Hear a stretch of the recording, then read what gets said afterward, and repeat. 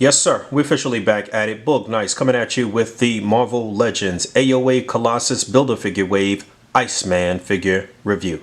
Let's do it. This ain't for no scalper. You a scalper? Then fuck out shit. This one's for them real collectors. That's army building and posing figures. Marvel Legends, imports, mini matey I'm fucking with them. Hype beast we know about you. Stay buying figs, don't know about it. 7 figures in a wave. You'll need 6 of the 7 figures to complete the AOA Colossus Build-A-Figure. Magneto does not come with a Build-A-Figure part. There's a quick look at the artwork on the left side of the box. It is the same on the left and the right.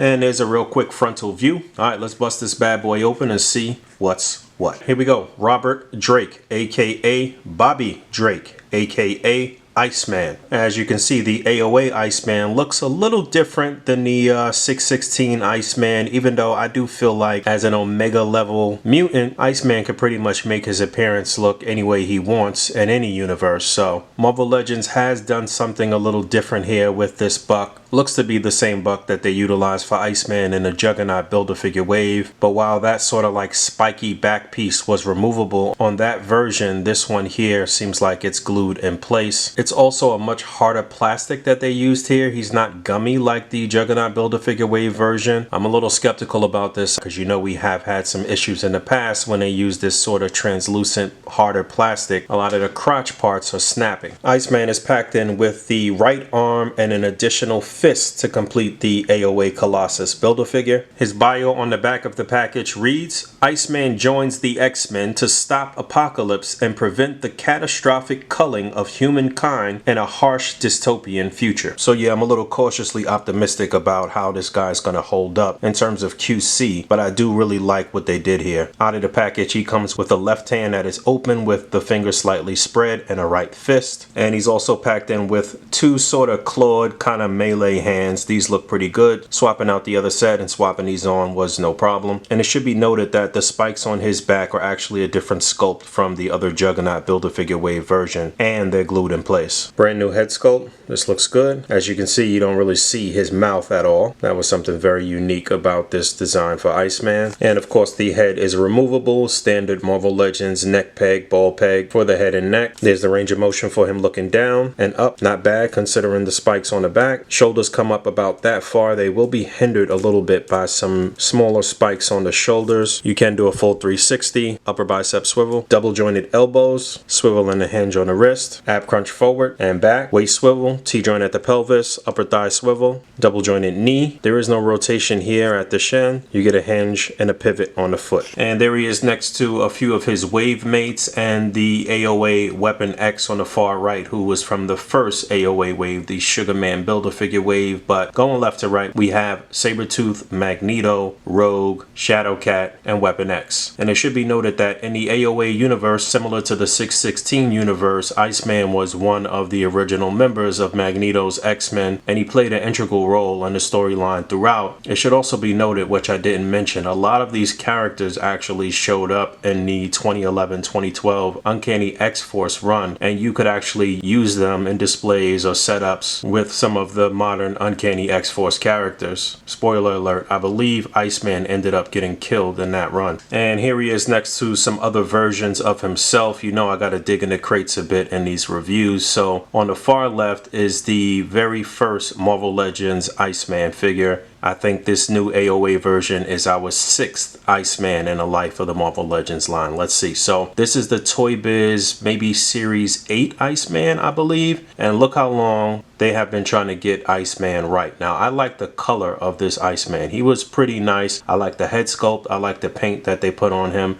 But there were some issues with that crotch joint. If you can look closely, there is a tiny little crack on the crotch there. This one was actually repaired. Every version of this figure that I had to be repaired. But if Hasbro could balance this sort of color scheme and that sort of look with a decent head sculpt, then at some point they could probably get it right. And then going right is the Juggernaut Build-A-Figure wave version, and they did utilize some of the same parts for this new AOA Iceman. However, I just realized that there are no butterfly joints on the newer one, so that's where they differ in the upper torso. I guess they did that because the spiky part was all one piece. I don't know. But continuing to the right, we have the retro carded Iceman, which was okay. A lot of people like to use this for their Spider-Man and Friends sort of setups with Firestar and Spider-Man, but I think everyone's head sculpt on this particular figure was just bad. And then on the far right is the X-Men Classics Iceman, which was a sister line that ran right alongside Marvel Legends, produced by Toy Biz, and you could see how crazy and warped his legs look. They tried, it was pretty cool for its time, but I believe there was a variant to this figure as well, which was the Ultimate X-Men, the Ultimate Universe version of Iceman. So they utilized the same buck, changed out the head sculpt and gave him an armband, and again, he looks a little wonky. It's a pretty crazy sculpt, but I really wish that, actually maybe I don't, I did wish back then that we would have gotten a complete Ultimate X-Men team, but as it stands, it probably wouldn't have looked that great. So for Hasbro to tackle an Ultimate X-Men team, I think that would be pretty cool. And there he is next to a couple of villains from the universe, the AOA Sugarman Build-A-Figure on the left and the AOA Deluxe Box Set Apocalypse on the right. And one more random size comparison and I'm gonna get up out of here. So on the far left is Squirrel Pool from that Ultimate Riders Deadpool Riders set. One of my little random babies that I got from a pack from overseas somewhere. This was actually the Napoleon Dynamite figure from any Loyal Subjects maybe. I popped the head off and put the old Toy Biz, I think it was the Iron Man 2-pack version, or maybe no, maybe it was the Iron Man Classics version. I don't know, but the horn head helmet fit on this kid's head perfectly to make it look like it's an actual kid with a helmet on. And I don't know, I was thinking about the fact that we're going to get an upcoming new Iron Man at some point. You'll see this kid in a display. And then I have Falcon without the wings from the Disney Plus wave, and on the far right the Kingpin Build-A-Figure, as I'm about to give you some bonus content with him. Alright, that's pretty much it. Decent attempt here from Hasbro at giving us AOA Iceman that looks true to form, that looks like his character from the comic books. I think it's pretty good. Probably one of the better Iceman figures that they've given us for sure. One I recommend that you pick up. You'll need him if you want to complete the AOA Colossus Build-A-Figure. And thank you for hanging out. As always, rate,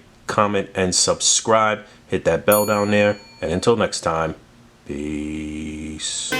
I'm in the game, I'm grinding, I got to play 24 hours in a day, 7 days out the week, I never sleep. I'm on my grizzly bear, 52 weeks out the year.